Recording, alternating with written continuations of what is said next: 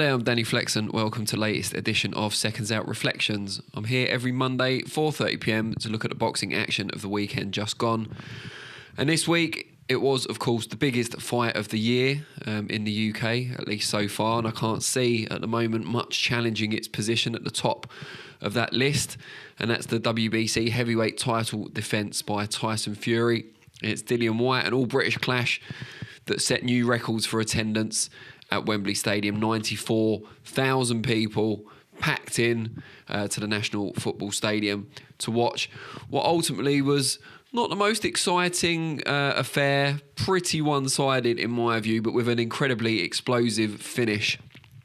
I'm sure most people watching this will have seen the fight, so I won't go into too much detail, but suffice to say, Dillian Whyte found it a real struggle from early on, really. I gave him the first round, which was very close, a kind of typical feeling out opener, but nothing else until the fight ended 1 second before the end of round 6. I gave the rest of the rounds that were completed to Tyson Fury.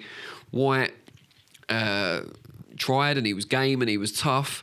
Came out for the first round in the southpaw stance, which surprised a lot of people, but soon reverted to orthodox. But it didn't really matter what stance he was in. He needed to quicken those feet up, as I'd said previously, to get into range and belabour Tyson Fury against the ropes in the corners, try and bully him if possible. But he was never really allowed to do that. A lot of that was due to how good Fury was, fleet of foot, clocked Whyte with that check left hook a number of times and spun off.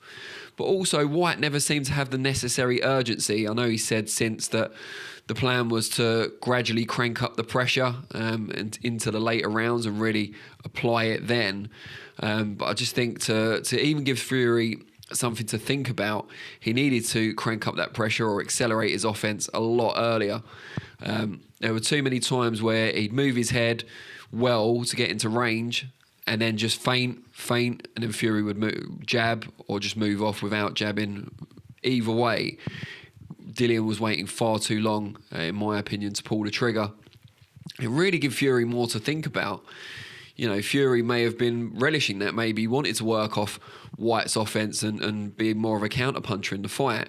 But we never really got to find out because Whyte didn't do enough. And Fury was able to take what was there for him, not get greedy, move away, and just until the time was right to uncork what must now go down as one of the greatest punches he's landed in his career. A ferocious right uppercut through the guard that landed somewhere around the middle of Whyte's face. I think it was his chin or his nose. Knocked his head back, seemed to separate him immediately from his senses. And then Fury followed up with a two-handed shove with both gloves to send Whyte backwards and down to the canvas. Now, a lot's been made of that, particularly by Whyte since, in that the push-off was illegal, which it is in strict boxing terms. I've seen it happen, be punished. I've seen it happen and not be punished. But yeah, Fury shouldn't have pushed him off. He didn't need to. He could have just backed away from the close quarters that they were in and let Whyte fall on his own, because he would have gone down. I'm absolutely certain of that, or as certain as I can be without actually being in there. But it's whether it would have ended the fight, because Dillian contends it's an illegal manoeuvre. He should have been given more time to recover. And with just 1 second left in round 6, he would have certainly then, if he'd been given more time to recover, he would have certainly made it to the end of that round. Now, whether the minutes interval between the 6th and the 7th would have been long enough for him to truly recover, I'm not convinced, because the impact of the shot looked pretty devastating. And I'm also not sure how much impact the push had. I think he'd still have gone down without it, as I already mentioned. But also, looking at the replay a number of times, and when I watched it first time on BT Sport Box Office, he seemed to land on his lower back, then down to his shoulders, then down to his head at the end of the descent. It didn't seem like one of those where we've seen before, those horrible-looking KOs where the head bounces off the canvas. Now, I'm not diminishing what he's saying. Perhaps it did have a bigger impact than I think. But in Whyte's position, how can you be sure whether it was the punch that disorientated you or the landing a few seconds later? They were in such close proximity, he knows for certain he was buzzed, but how can he separate which one or distinguish between which one was the thing that buzzed him? I'm not saying he's looking for excuses, but we do know that boxers have to find something to explain away a defeat, because otherwise you might as well just pack it in, and I understand that. But from my vantage point, and I think a lot of observers that were actually at Wembley Stadium, it seemed like Fury had the upper hand, that he was always one step ahead. Carl Frampton had said before the fight that if you could create a boxer that was perfect in style for Fury, you'd be looking at someone quite similar to Dillian Whyte.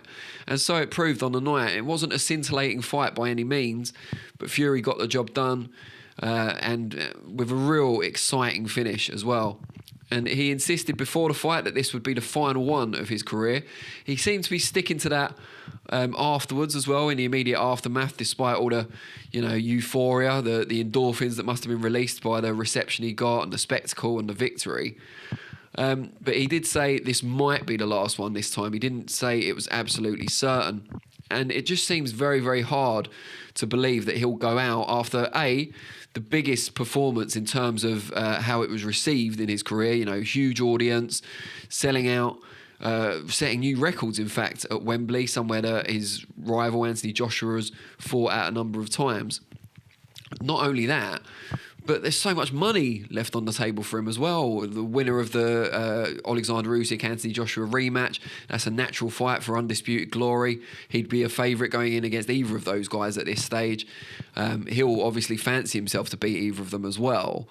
A lot of money to be made there. The only way to kind of top not just what he earned against Dillian Whyte, which of course was a record-breaking purse bid to secure it for Queensberry Promotions, but also to top the spectacle and the achievement, the legacy-defining achievement of headlining Wembley Stadium in front of 94,000 people, is surely to go on and fight for the undisputed world title, the first undisputed world heavyweight champion in decades.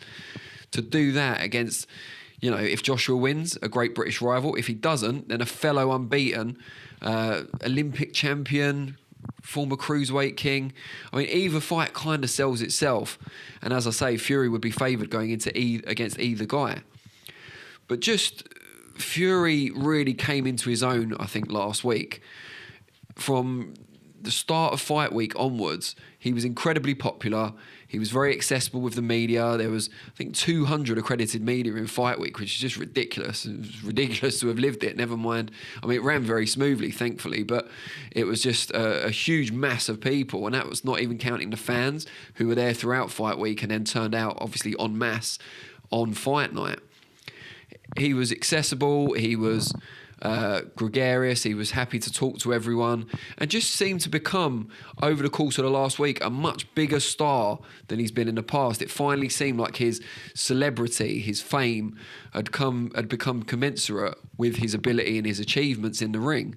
It just seemed it seems now like a very strange time to walk away. It seems that boxing needs him as much as it ever has. Canelo is arguably still the biggest star in boxing worldwide, but if Fury continues to build on his achievements, he could maybe assume that mantle. He is in the marquee division. He is now selling out stadia, or at least once so far. He's a huge attraction in, literally and figuratively.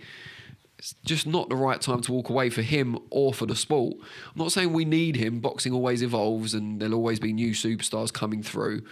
But he's still very much in his prime as a heavyweight as well, in his early 30s. And there's so many more things he can achieve. A lot of talk has happened this week about where Fury sits on the all-time great heavyweight list. And it seems to be a bit of a consensus emerging that while he gives any heavyweight in history trouble because of his unique style and size and so on, he's not up there in the top 5 heavyweights of all time just yet because he hasn't achieved enough. And I kind of have some sympathy for that consensus. But he still has time on his side. There's opponents out there. I know people are saying, well, Joshua's already lost and so on.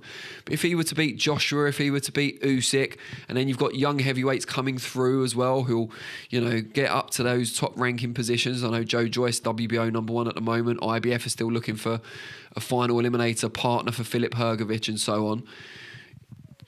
His legacy could get higher, bigger and bigger.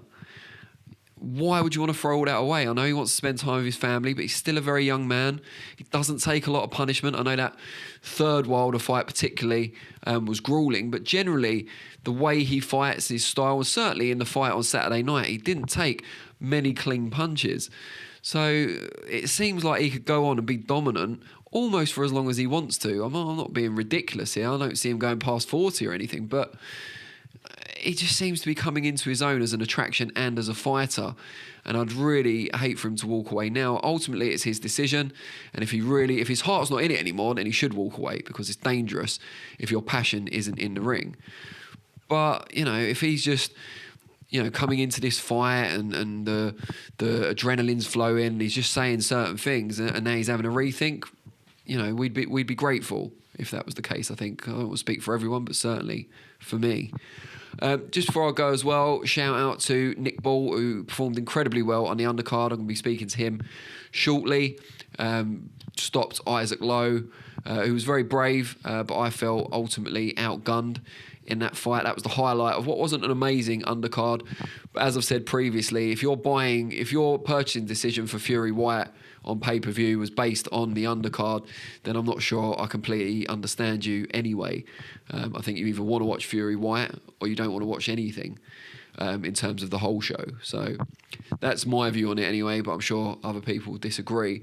Talking of disagreeing, please leave your comments below. Let me know what you think of the fight, Fury's future and what it could hold, and anything about the undercard as well, if you like. I'll hopefully be back on Thursday for ReFLEXions, looking ahead to Katie Taylor and Amanda Serrano, among other fights.